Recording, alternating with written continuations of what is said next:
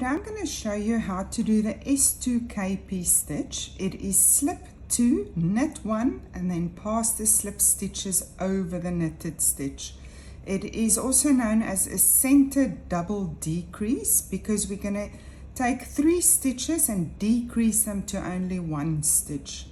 But let me show you how we do it.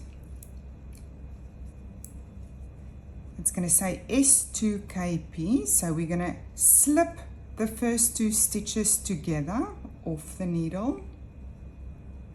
Then we're going to knit the following stitch. Then we're going to pick up those 2 stitches that we slipped together and we're going to pass them over the just knitted stitch. And there you can see we've got 1 stitch left.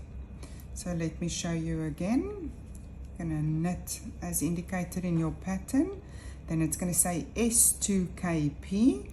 We're going to slip 2 stitches. That's the s2 part. Slip them off the needle.